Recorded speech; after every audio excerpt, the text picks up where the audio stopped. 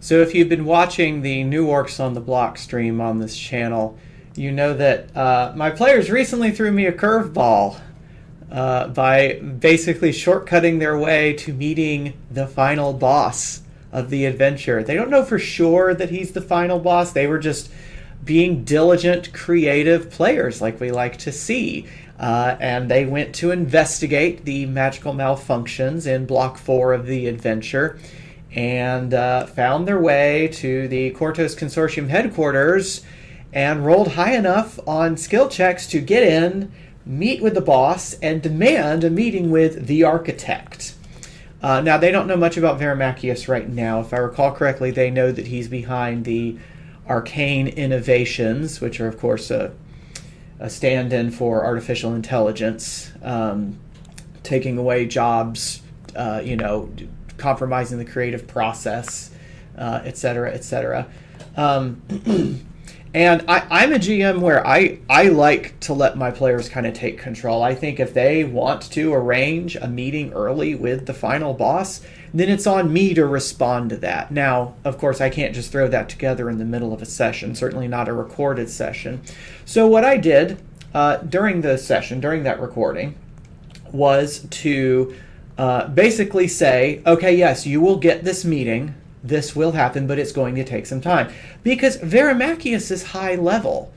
And he's not just going to show up to random logging town. Or is it random? Dun, dun, dun. Just because some foreman said so, just because the heroes rolled well. The heroes definitely deserve to have the storyline change the way they want. But they also deserve to have it change in a way that they can participate in at a session where I am prepared to have them participate appropriately there. And so what I did was said, okay, basically in character, and a little bit leaning on the fourth wall, rather leaning on the fourth wall, said, okay, you'll get your meeting. You're going to get to hear what Verimachius the architect has to say. But we're going to continue on with the session for right now because that's going to take some time, and you got to go find out what's going on here. So we continued with this portion of Storm of Scrolls where they continue with their investigation and get to the Primimarium, and they ended the session. At the time that I'm recording this, they are in the Saruki Pulpery, basically about to discover something important. And if you've purchased this adventure, you know what that important item is that is in the ceiling in this room. I guess I should give a spoiler declaration. If you're playing this adventure, you should not be watching this. If you're running this adventure, you can feel free to work this extra little bit in. In fact, I think I might write up my notes here and publish that as a supplement. Okay, so what I need to do is plan a meeting. I'm kind of envisioning this as a cutscene. I don't know what the players plan to do or are likely to do during this event that they have initiated, but I do need to be prepared for them to Kool-Aid Man through the wall and basically try to aggro the final boss. Now, from a metagaming perspective, that's a terrible idea, because they are currently, 10th level. This chapter is supposed to be at 9th level, but because we have an all spellcaster party, I'm putting them one level ahead. And it seems to be working fine. It's still challenging. They can still overcome the challenges, and it's good for the show, for the recording, to not have them constantly feel like they're frustrated and not succeeding. And yes, that's commentary on the nature of some actual play podcast. So they're 10th level. Verimachius, if we go down to his stat block, there's his artwork. Love that. Either he has no legs or he's levitating all the time. I haven't quite decided yet. Verimachius is creature level 14. So let's go check the encounter building rules. There we go. Always keep this tab. Keep this tab and the table of DCs bookmarked if you're a GM or adventure author. If he's 4 levels above them, then that's 160 XP. He is an extreme threat solo boss. So just bumping toes with him is going to be an extreme threat encounter, even with them one level ahead, right? They are a level ahead of where they're supposed to be at 10th level. So 10, 11, 12, 13, 14. Yeah, that's not a good idea. And my philosophy is if the players wander into an extreme threat encounter, like if they actually provoke initiative against Verimachius and start throwing some spell attack rolls or making him do some saving throws, he's going to... those spells and attacks are not going to work, right? Because that AC and those save modifiers are high enough that communicates to them, oh shoot, I rolled a 19 and it was a failure, almost a critical failure. Like, Verimachius is not going to feel threatened by that. And he doesn't feel the need to dirty the walls of the Kortos Consortium, his business. Well, he feels like it's his business. And so, just with his reaction of, I'm not even going to bother with you, is enough to diffuse the situation, avoid a TPK, but communicate, yes, this guy is pretty serious. Now, that doesn't mean I wouldn't try to get off a few spells here if I had the chance, but I don't know, we'll see. So my thought is this is probably going to be a cutscene. They might Kool-Aid Man through the wall, they might not. If they do, I'm prepared for Verimachius to just blow them off. He's probably offended at the security arrangements. Oh, I should do that. Yeah. I'd like to start taking notes here. I'll go over my notes in a second, but I need to add this while I'm talking about it. If the heroes instigate against Verimachius, he is 1, nonplussed by their power level, and 2, offended at the consortium's security arrangements, and therefore 3, he shows himself out, perhaps in dramatic fashion. Is he a dramatic guy? I don't think so, because his main thing is he wants to show this new world that he is the best wizard they've ever seen. Now, a little bit on Verimachius' backstory. He was not a very powerful wizard back in ancient Thassalon. I mean, he was an architect. Literally, he was an architect who happened to dabble in magic.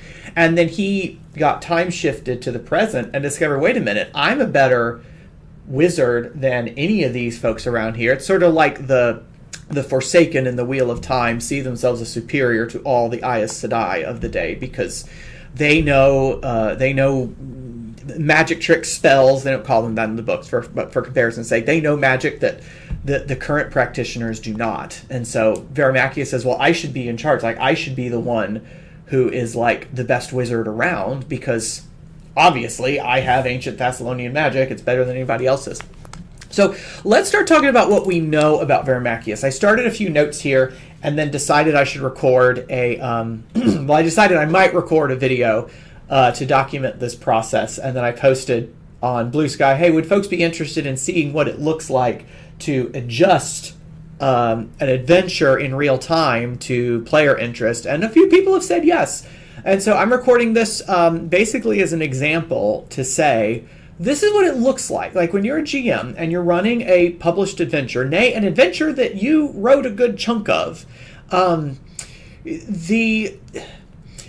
you still have room to adjust, right? You still have room to improvise. You still have room to respond to the players, right? There is still that freedom that you have while you can still fulfill the main adventure. And so I hope this is a good example for folks. Not necessarily instructions on what to do, but just what the process can look like. So the first thing I wanted to do was review what I know about Verimachius. So these first 3 bullets, first 3 main bullets, is things we know about Verimachius. So the first thing we know is that he has begrudgingly acquiesced to the meeting. He thinks he is too high and mighty to go to the Kortos Consortium satellite office in Podunk Marathon because he's got more important things to do, like we'll discover in a minute. However, since he's going to be there, he's going to use the trip to Merivon to gather intelligence on Axide. This is where we get into the spoilers. So the reason Axide is under so much attention is not because of Axide itself, is not because of the Orcs, is not because of the Union. That's all incidental to Verimachius. Verimachius is interested in Axide because his ancient base, the tower that he designed to channel some amazing power on top of a major ley line intersection, is buried miles beneath Axide. And so he doesn't care about the Orcs. He's not worried about the Union stuff. He wants the Orcs gone because he doesn't want to be there to be any sort of conflict or any sort of claim on his space. And so in order to do that, he's partnered with the Kortos Consortium to get an in to Merivon so that he can claim that property, tunnel down to his tower, and start channeling some magical power. Right? So what that means is, since he's going to Axide, he might as well gather some intelligence firsthand. So his questions are going to focus more on the actual geography and what the Orcs are building there, not so much on the Orcs themselves. And so, since this is a major plot point, right? This is a major reveal in the last block of the adventure. This is the big, here's why everything you've done so far has been important moment. I want to seed this. I don't want to explicitly state this, right? The players are not going to trick Verimachius into revealing this. Players are not going to trick Verimachius into revealing this. But his dialogue can seed the later revelation, right? So the players are going to learn this. And here it's going to make it more worthwhile when they learn it, right? I always try to have a moment in my adventures where the players say, oh, so that's why blank happened. Because I want them wondering about it. I want them discussing it. But I don't necessarily want them investigating it and figuring it out, right? So the original word for mystery is not something that you try to solve. It's something that is revealed, right? All right. Verimachius is academically curious about the malfunctions, but considers the arcane innovations just a necessity to prepare to reclaim the Devil Mill, his tower. So this is the thing, right? He's going in to talk about the malfunctions. He doesn't care about the malfunctions. Like, I mean, honestly, that's why these arcane innovations are, kind of failing, because he's saying, okay, this is what I have to do. I'll throw something together and never think about it again. So he's curious. He's like, oh, and what color was the explosion? Things like that. Oh, I need to put that down. That's a good question. What color was the explosion? Can you describe the sounds it made? Things like that, right? And maybe that's when he starts to take notes. One thing I have learned working in academia, you can tell when someone is interested in what you're saying based on when they take notes. So if you're in a meeting with somebody for 45 minutes and then you have 5 minutes left and you say something, it's literally happened to me with an assistant to the president, and you say something, and then in that last 5 minutes, the person whips out a notebook and starts writing it down. Guess what? They have not paid attention to anything you said for the past 45 minutes. And this is the first time in that entire meeting you've said something they actually cared about. So I need to describe when he is taking notes and when he isn't. That's a nice little cue for what he considers to be important. Okay, so these are things we know. He's begrudgingly acquiesced to the meeting, but he's going to gather intelligence on Axide, and he's curious about the malfunction. So what does that mean for his behavior, right? Because I need to be able to role-play this in a cutscene. Cutscenes are difficult for GMs because we're role-playing against ourselves, and sometimes that's entertaining to the players, sometimes it's not. Like, they're there to play a game. So I need to think through, to what degree this is going to be a script versus to what degree it's going to be just kind of a description of what goes on. So a few things are going to happen. First, he's going to grumble when he arrives, right? He's going to clearly not want to be there.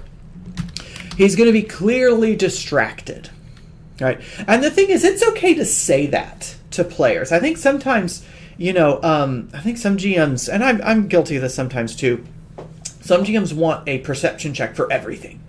Like, oh, you enter a room, make a perception check. Okay, I got a 37. You notice that the walls are red.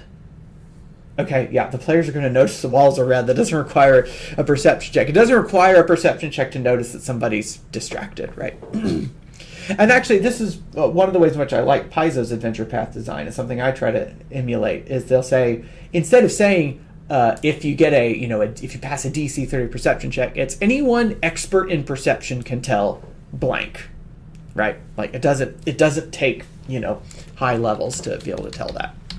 All right. He asks about any magical developments or mishaps in Axide to ascertain whether the orcs have found the ley line intersection. Do the orcs do much in the way of magic practicing? And the players are not going to trick Verimachius into revealing this, but the dialogue concede the later revelation. So he's going to refer all concerns about damages and compensation to the Cortos Consortium. I should probably increase this view for you for the sake of accessibility. I'm sorry. What color the explosion, etc. And then if the heroes in Verimachius. Okay, so let's think about this, how we want this to proceed. So we've got Verimachius enters. Actually, before that, we need something about where will the PCs be? How will they observe? Like I said, we've got a party full of spellcasters. They might decide to do some scrying or something. I don't know how scrying's been updated in the remaster, but we haven't. I don't mind pulling options from either way. So how will they observe? So ask the players. Let's do some major events in bold here. Verimachius enters. Okay, so what happens here? Well, we need some sort of description of the office where this is taking place. I need to go back to the video and find out the name of the CEO who's meeting with Verimachius and the title. Verimachius enters with a sigh.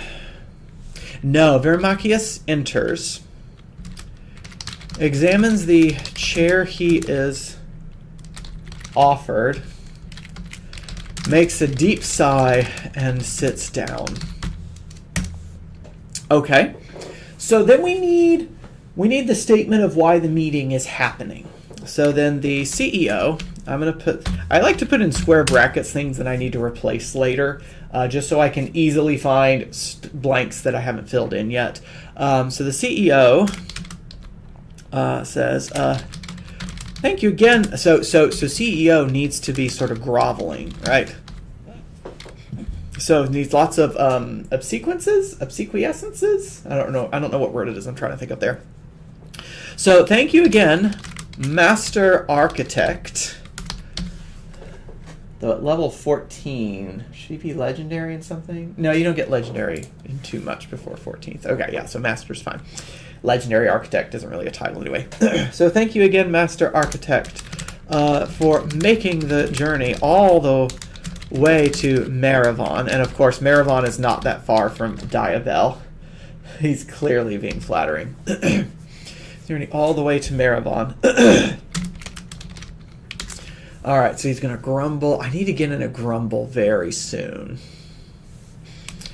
We know your time is valuable, and Verimachius cuts him off.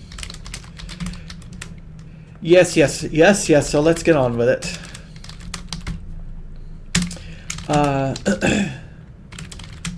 What machines were you unable to fix? CEO nervously clears his throat. Now let's make it singular there. What machine were you unable to fix? Well, Master Architect, that's the thing. It's all of them. Every bit of your illustrious arcane innovations. Yeah, so one of the things I've learned in role-playing, especially as a GM, is you don't necessarily want to always do an accent, because that can, number one, it's difficult to keep up and be consistent with. Number two, it can get offensive in ways that you don't necessarily anticipate, because you might be drawing on, some caricature, stereotypes, things like that are kind of coming across or being encoded there. But what you can do is try to use the speech itself. So where does the NPC put a pause? When does the NPC get louder, softer, slower, faster? How many syllables are they using, right? And so here, I want to put in, some a little bit longer words, because this person is nervous, trying to sound impressive, trying to sound, trying to appease this wizard.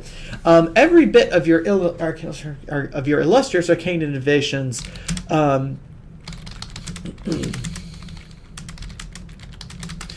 malfunction. Every bit, every one. This is a very rough draft. I'll have to go through and do some edits to this later, of course. Okay, so he's going to grumble. He's clearly distracted.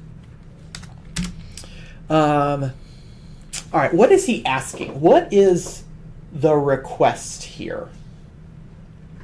What is he actually asking Verimachius to do? I mean, maybe Verimachius asked that question. Verimachius sighs. And what is it you would like me to do? I have designed prototypes as requested.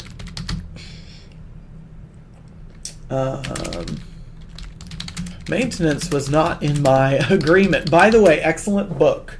The Innovation Delusion. Excellent book. Well, Master Architect, that's the thing. It's all of them. Every one of your illustrious arcane innovations has turned out to have some sort of malfunction. What else? We've had containment failures. How would you describe what happened to the scrolls? Oh gosh, what's a fancy word for leak? Fancy word for leak. Magical seepages?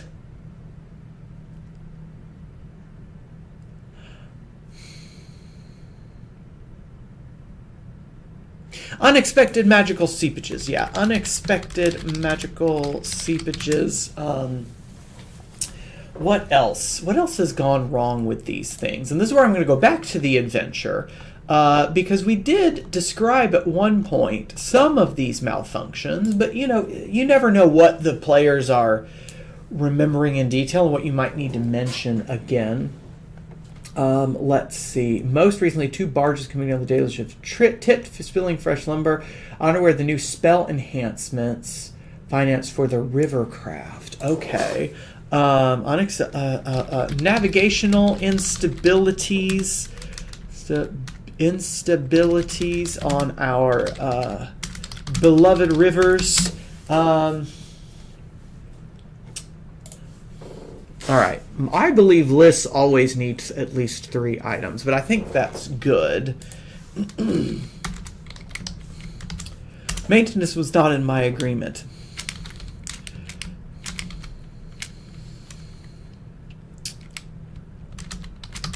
And we are quite pleased with the designs and hope to continue using them. And I want to now. All right, I think I've communicated that he has begrudgingly acquiesced to the meeting. So I think by now I've communicated this, right? So I'm going to mark this in green because I think I've done that by now. I haven't really communicated that he's distracted.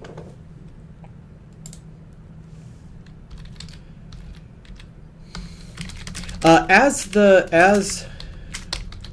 CEO continues, you notice that Verimachius takes a book from his satchel and begins skimming the pages.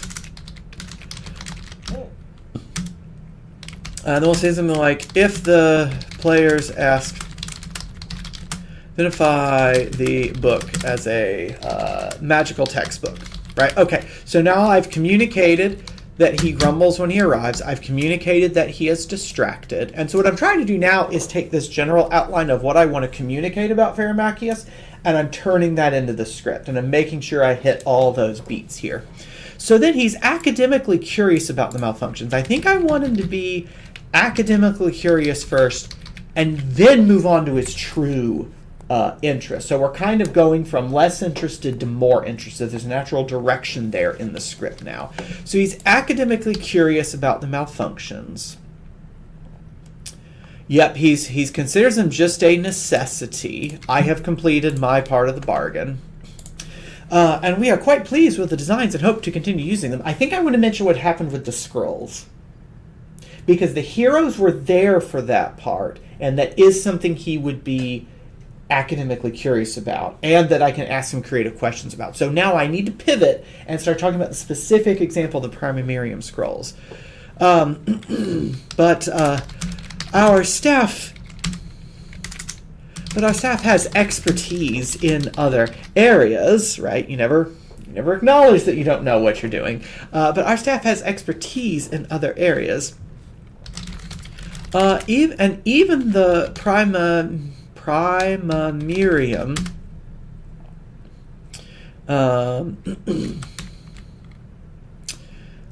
even the Primamerium is vexed at the magical effects exuding from their scrolls. Verimachius finally looks up from his book and makes eye contact with CEO for the first time. Exuding, you say? There's got to be a better word. What word could this guy say that is going to get Verimachius' attention, but is appropriate for someone without any magical knowledge to say? Conjured.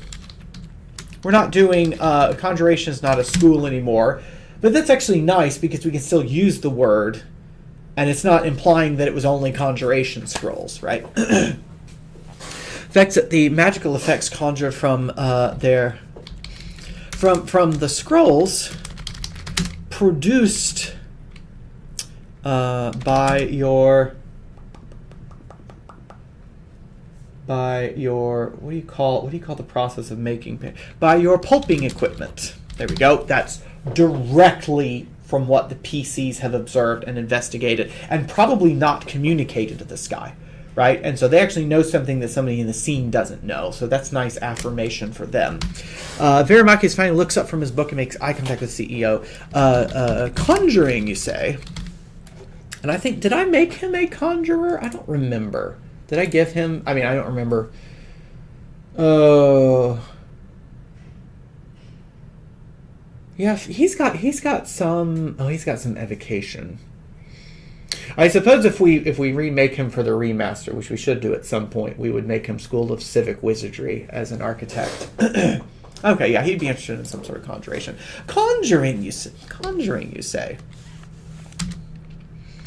What sort of effects? What sort of effects?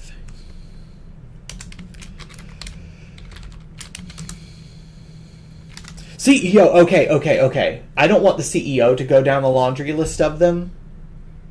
He's going to hand him paper, and that's going to communicate it without me having to communicate it. CEO, rifles, rifle,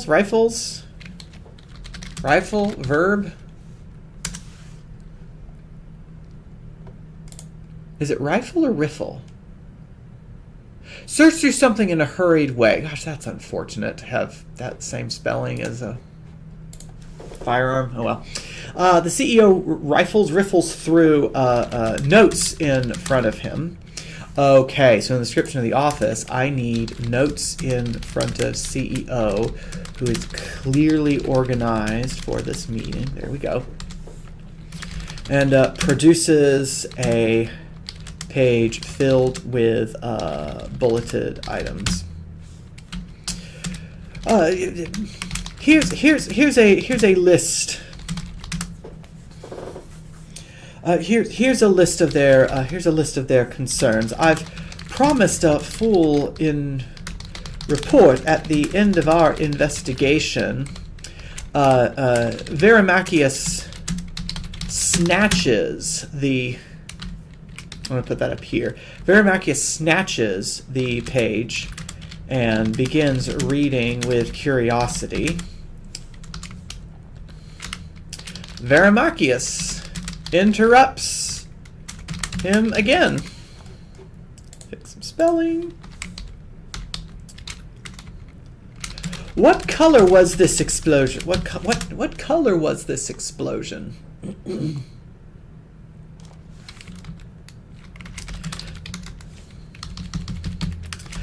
Did they say what color this explosion? Because clearly he knows, the CEO doesn't know. Did they say what color this explosion was, or how loud? Did it smell of... All right, I need a random scent. I'm going to Google something I've never Googled before. Random scent generator. What on earth? All right, we're all going to learn something. RPG candle scent guide. Oh my goodness, they make everything for you here. Did it smell of marzipan? Did it smell of marzipan? And that's got the p sound, which has a little bit of comedic effect to it, doesn't it? I think so. I don't know. I think that's one of the funny sounds. Did they say what color this explosion was, or how loud? Did it smell of marzipan? There we go. There we go. Okay, now we've communicated the... Okay, we haven't gotten this part. Refer all concerns about damages and compensation to the Quartos Consortium. Okay, I think the CEO suddenly sounds serious. Master Architect, they and the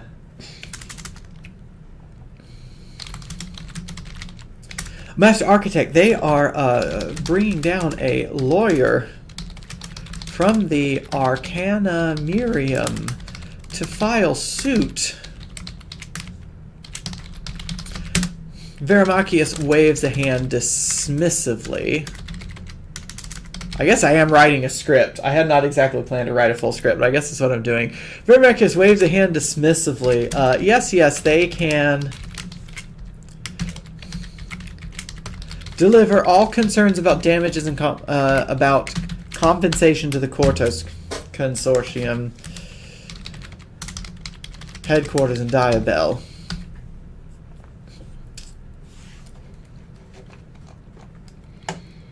All right. So, okay, I think we've communicated that.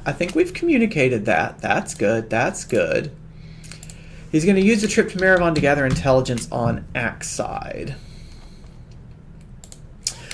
He makes a few notes on the page of scroll incidents and then places it in a... he needs to take out the folio first. Takes out a folio and slides the notes inside. A foilo? First, outside, inside, last, and then outside again, I guess. And then slides the notes inside. Now, what can you tell me about... All right, we need to get to his curiosity about Axide. Copy. I'm just going to put these down here so that we can see them at the same time we have this.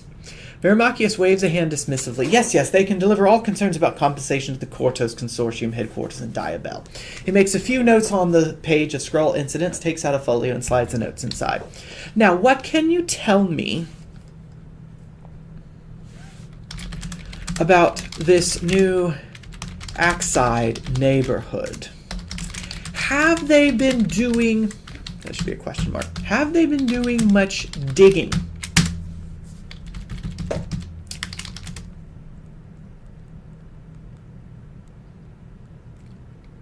I thought he was going to ask me about something. What the orcs are building there. Yeah.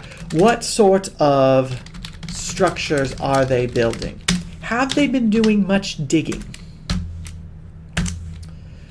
CEO. I want the CEO to be surprised at this for a moment. I just today finished listening to Kenan Thompson's autobiography, which I highly recommend the audiobook for it, because he ad-libs a bit that stuff I assume is not in the text. So like at one point he says, hopefully I'll never ...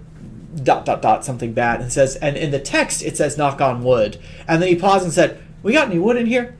Oh yeah, over here. And then the voice gets really quiet while he walks across the recording booth to knock on wood.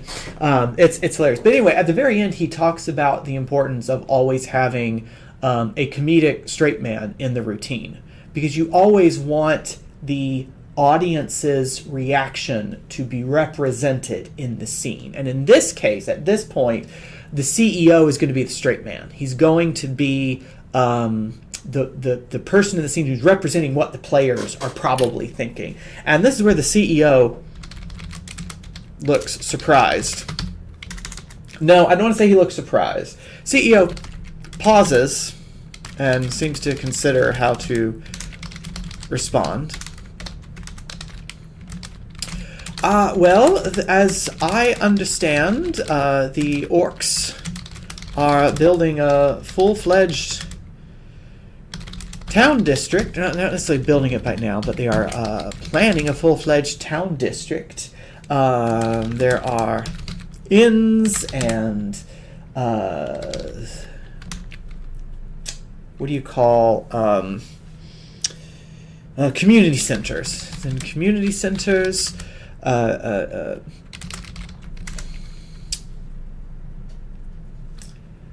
Oh goodness! What else have they been building there by this point? I tell you what we'll do. Let's pull some inspiration from our candidate table about things that they've been interested in building. So at this point in our story, they have successfully elected Oaster the Jolly. He doesn't list anything he's particularly interested in building there. Peralt the Lumber Lawyer Vezek. All right, I would imagine he would get a satellite law office started there. Centers. A lawyer has. A lawyer is a prominent lawyer. Is moving his office there. Nice little detail to throw in. He now represents, so that's good. Did they get Reganis? I don't remember who else they've gotten by now. I should review this. Okay, I'll make a note. Review who they've elected so far and add details of what they've added to Axide. This is why I love this election subsystem, because it's such a cool way to develop the story of your world straight out of the mechanics. And so, like, because of the choices my players have made and the successes that they've had, I'm able to now go back and say, okay, because you got this person elected, they're opening this kind of business. I can't wait to use this in more of my games. Okay, so I'm going to take out the part about digging. There ends community centers and a credit union. We'll say that instead of a bank, just to get the word union in there one more time. Verimachius adds, what about underground structures? Oops. Have they been doing much digging? Back, come on. Have they been doing much digging? No. Have they been digging very deep? Have they been digging very deeply? CEO pauses again. I have not visited the fledgling district myself lately. Nice little sign of development there, that even somebody who doesn't care about Axide is referring to it as a district now. I have not visited the fledgling district myself lately. I could arrange for a visit if you prefer. If you would like to meet some of the community leaders. Verimachius waves a hand, right? And now we've communicated that he is not focused on the orcs themselves, right? Let's see, we've got actual geography and what the orcs are building. I think we're ready for him to ask specifically about their magic.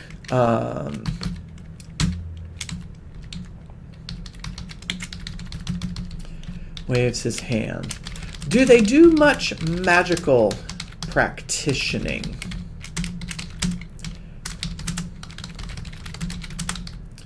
Any mishaps? And the CEO thinks he's talking about the arcane innovation, so he's going to answer, oh no, I assure you we've placed no arcane innovations in Axide. Verimachius persists. Any magical mishaps at all? Anything out of the ordinary, even for a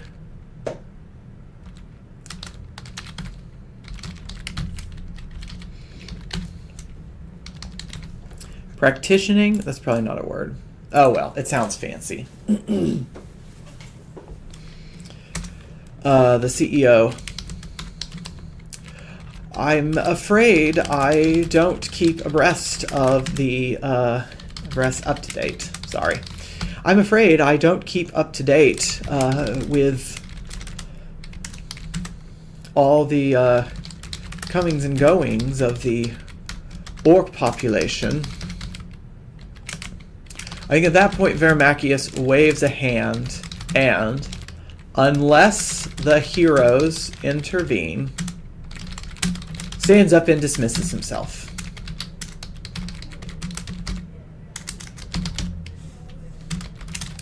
I think that's all we need to discuss for this visit. Let's please reserve future communication about these matters to pigeons. All right, so let's see. He's gathering intelligence on Axide, asks about magical developments and mishaps to ascertain whether the orcs have found the ley line intersection. Do the orcs do much in the way of magic practitioning? All right, cool. So the only thing left we have is to improv off of this part here. The players are not going to trick Verimachius into revealing his true interests, but his dialogue concede late. Now I just realized I was grouping all of this under Verimachius enters. So let's kind of get this divided up into acts, because when the players want to interject, it's going to be better to do that in between acts. Sorry, I had that outline kind of in my head and I never put it down. Let's see here. I've designed. All right, then we get Verimachius is curious. Verimachius the Curious. All right.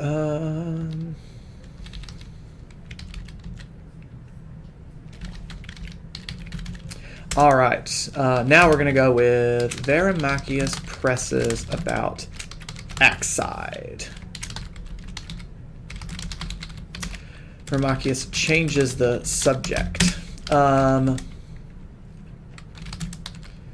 With the topic dismissed, Verimachius changes the subject. Matter dismissed. Okay, so we've got basically 3 acts here, right? We've got we've got kind of the prologue of asking the players what they want to do, and then we have these 3 acts. Verimachius enters, and the goal is to communicate he doesn't want to be here and doesn't care about AI. Verimachius is curious. The magical mishaps are of academic interest. Tangential academic interest. Here we got the goal of this section. And I want to list a goal for each of these sections because I don't want to get so lost in the script that I can't respond to player questions or player suggestions. I want to make sure that I get back to that theme even if I don't use the exact words here. And then I've got goal.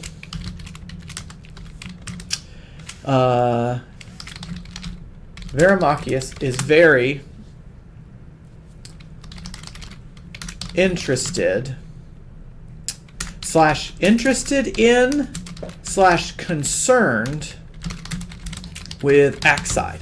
And another reason I want these goals is because when the players do things like sense motive, that goal there is what they gather from the sense motive check, right? That this is the description, this is what's happening in front of them. They can probably draw the conclusion. What I've learned is that players tend to they tend to sense motive when they just want to double check, but also when they have a suspicion that they want to be confirmed or refuted, right? Okay, so how many words is this? Let's get a word count on this whole thing, because this is more or less a script. This is 600 words. So that's not bad. That's enough for a decent scene, I think, to play out before them. And of course, my players are probably going to Kool-Aid Man through the wall at some point. They're probably going to, ask additional questions, and I'm okay with that. Like, I think this is going to be a useful opportunity for them to learn some information, and I have enough here that I can seed some things without giving too much away. All right, so I think that'll do it for this episode. I guess this is sort of an episode. I guess that does it for this interlude. Thank you all so much for watching. I hope this was useful to you, and I look forward to seeing how this plays out in session.